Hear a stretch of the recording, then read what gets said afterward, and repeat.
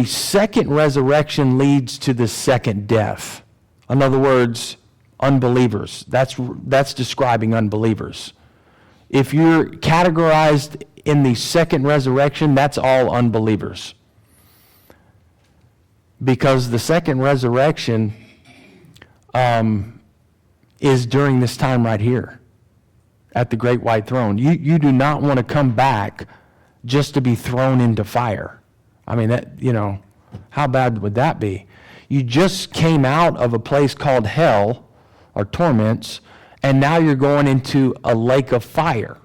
Thanks, upgrade. You got upgraded, I guess you could say. I know it's not a funny thing, but it's not going to be good, right? Okay, so those who do not die physically, and then they are resurrected to die a second time in the lake of fire, and I would say that means eternal separation from God. That's what that is. Eternal separation, no going back.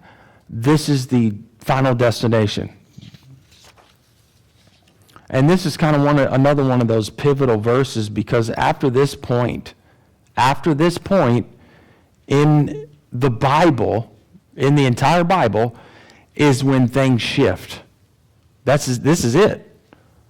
I mean, this is when things shift to get better, actually perfect, right? We're moving into a new area without any unbeliever, without any sin. So when you see this verse, it ends with the lake of fire, probably because God wanted it to end with the lake of fire before it started with the newness of righteousness. So,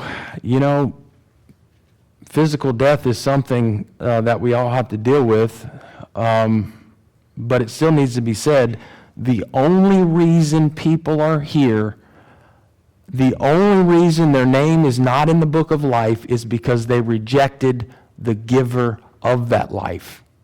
They rejected the one person who gives eternal life, which is Jesus Christ.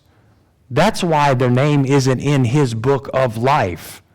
That's the only reason. I mean, there's a lot of things that we can come up with excuses and deception and all these things and bad time, wrong place, right? But at the end of the day, that's why.